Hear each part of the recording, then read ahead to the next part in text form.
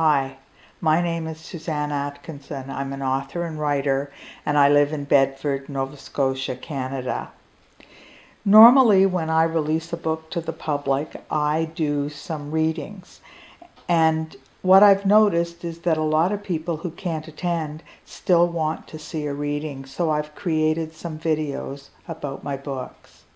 The first book I'm going to read from is the first book I wrote, and it's called Emily's Will Be Done, and it was published in 2013. This book is considered to be creative nonfiction. What I mean by that is that everything in the book is true, but I've changed names and places in order to protect the privacy of people involved. The book tells my story of a friendship with a wonderful, albeit eccentric, woman named Emily, and she died very suddenly when she was 62. I was her power of attorney, and then I was the executor of the will. She didn't have any close relatives. I found it shocking to discover through this journey how little I knew, although we had talked about her will, we had talked about final decisions, we had discussed all kinds of different things, but she got poor advice from lawyers, and she didn't update her will for over 9 years, and it caused all manner of complications. I wrote the book as a cautionary tale of sorts. It speaks to the roles of power of attorney and executor, what it means if someone asks you to do it, and what it means when you ask someone else. Everyone needs a will, and everyone needs an executor. So I'll read you a few short passages from Emily's Will Be Done. I'm going to start at the very beginning with the prologue, because it will give you some idea of what I was up against in learning some of the background of my friend. A friend and I spent the morning combing through peaceful roadside graveyards in the sleepy village of Charles River, looking for the grave of Julie Clarice Brooks, who lived from 1918 to 1980. I never knew her, only that she was the indulgent mother of my dear friend Emily. Julene was born in Quebec and buried in Charles River, a minuscule community in the center of the woods in southwestern Nova Scotia. Emily's last will and testament requests that I scatter a portion of her ashes on her mother's grave. One of my many tasks is to find the grave. I have a couple of basic scraps of information, specifically her name, date of birth, and date of death. Somehow, back when I searched through the huge 3-bedroom traditional house, filled to the very rafters with collectibles and the lifetime memories of Emily and her parents, Emily and her husband, and Emily herself, no photo albums of course, I found a Polaroid picture of Julene's grave, quite by accident, stuffed in the back of a tattered book about doll collecting. I tucked it away in my ever-expanding manila folder of this might come in handy items, part of my struggle with the mountain of possessions, suddenly my sole responsibility.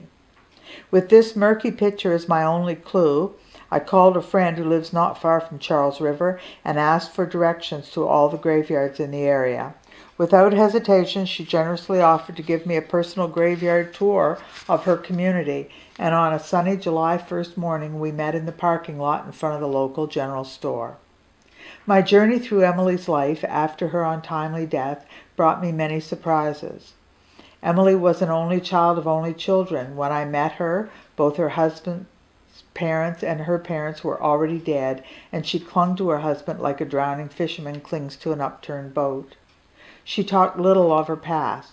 This community never had a place in Emily's life from what I knew of her. However, the grave shines new light on her family history. A granite-bordered plot frames the graves of her great-grandfather, her grandfather and grandmother, and her father and mother. I am stunned. Standing on the side of the hill under an aged and time-worn pine, a carpet of needles beneath my feet, with black flies of summer circling incessantly, I discovered Charles River is the seat of her paternal family history. Emily has a story that has never been told. I'm profoundly moved and more than a little saddened that I know virtually nothing about the history of my friend, and now there's no one left from whom I can learn her closely guarded secrets. Charged with scattering ashes in this timeless spot, it is revealed to me that she harbored a special place in her heart for the tiny community tucked into these woods. I cannot with any authority tell you the story of my friend Emily's life. What I will try and tell you is the story of our friendship with its ups and downs, how I managed her affairs, the challenges I faced as I wrapped up her estate, my attempts to respect her wishes, and how I have learned to live with the unanswered questions that will forever haunt me as I wind my way through my own life's journey. I hope to share with you some of the struggles, frustrations, insights, and complications I experienced as an executor, ensuring that Emily's will be done. The second piece I'm going to read to you has to do with some of the overwhelming tasks that my husband and I carried out in sorting through her belongings. This is something that an executor has to do and has to be very hands-on.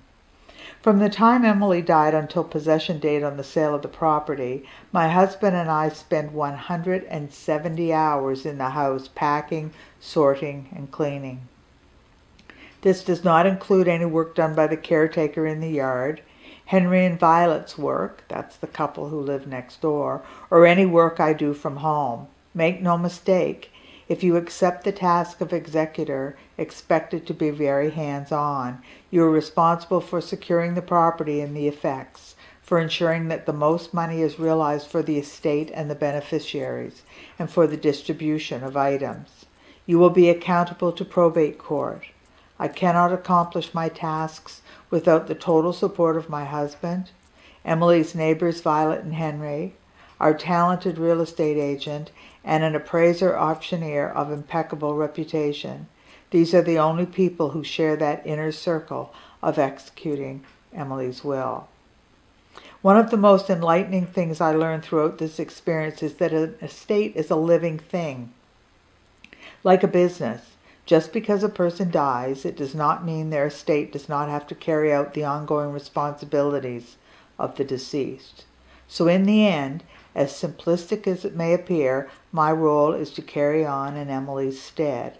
I am to ensure her affairs are in order before bank accounts can be closed, before taxes are no longer due, and until bills stop turning up in the mail. It sounds simple enough, but executorship is not an open book of public information. There are no written rules of engagement, and no one I know has ever talked in detail about their experiences. So now I'm going to give you just a brief idea of what Emily's home was like and what we were up against. Violet deals with Emily's clothes. She trudges through the snow between their adjoining backyards to the house every day and toils away for a few hours. She methodically cleans out drawers and closets, packing items into green garbage bags for pickup by a local charity. Lingerie goes into the garbage. Anything else requiring repairs is trashed as well. Emily has clothes in every size imaginable. She has more than 50 pairs of shoes and a couple of dozen coats. Some garments have never had the tags removed. She has purses that still have their paper packing inside. Every closet in her 3,000 square foot Cape Cod home is stuffed with clothes. In the end, there are 93 green garbage bags that wait stoically for the charity pickup van. I stand at the top of the utility room stairs and gaze out over the garage floor, down on a sea of green sacks with their integral red ties, all neatly arranged in rows by Henry. They manage to look festive with that particular Christmas color combination. They cover all the space where 2 cars could have been parked. Violet and I are both completely baffled. In all the time we've known Emily and all the conversations we have shared, she has never once discussed shopping for clothes with either of us. It is a little unsettling to think she bought clothes at least weekly for years, way beyond the volume of most women without some sort of shopping addiction. And she never even mentioned a purchase. There are clothes from Sears, mall stores, the shopping channel, and mail order houses completely foreign to me. Whenever we met in Fiddlehead Bay for lunch, and this would only be a couple of times a year, she invariably had on something new, and I would invariably remark on her outfit. She would reply that she had picked up something the last time she had been shopping. To look at that sea of green on the garage floor, I start to understand just how much shopping Emily had actually been doing. Violet does an unbelievable job. For days she worked, folded, sorted, packed, felt Emily's presence in the house and in the clothes, smelled her scent, touched her life in garment after garment. It is a sacrifice of time and an exercise in fortitude. I am forever grateful she volunteered for a task I'm not sure I could have done myself. I clean out Emily's dresser. All she ever wore for jewelry were her wedding rings and a basic pair of gold hoop earrings in her pierced ears. I never saw her in anything else, even the odd time when she dressed up for an occasion. Her dresser drawers are filled with boxes of rings, necklaces, earrings, and evening bags wrapped in tissue. Trimmings of another life and another place. Trappings of a happier time. The last little bit I'm going to read to you is about how I saw her life kind of before and after her death. As in her life with Rob, Emily seemed to spend much of her time wandering in her fantasy world of good health, good diet, lots of pretty clothes, a dream house with her husband, and regular entertaining. In reality, she was gradually losing control of both her health and her weight. Her money was running out. Her home was filled with items of the past from which she could not part. She put on a brave face for her charities and hooking guild, but eventually could not even manage the day-to-day responsibilities of running a home and taking care of her 2 cats. Her real world and her fantasy life never collided until her death. It is what we leave behind that tells the story of who we really are. I change as a result of managing Emily's estate. For one thing, I pay closer attention to what I keep in the drawer of my bedside table. I call my mother and tell her that if she has anything in her house she doesn't want me to see, to get rid of it now.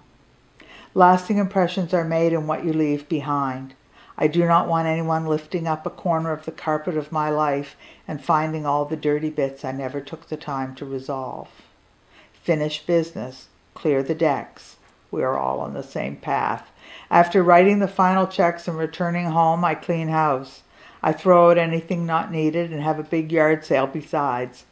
Although I have never been much of an accumulator and am a minimalist by nature, I have become quite mercenary about this whole aspect of my life now. So, in closing, this little book is available everywhere on all platforms. You can get it from Chapters or get it as an ebook. It's easy to find. It looks like this. If you want a signed copy, you can contact me through my website, and for $20 I can put it in a puffy envelope and send it to you. One last thing, the back of the book has some tips about being a will and about being an executor for somebody else. I hope you have a chance to read it, and until next time, thanks for watching.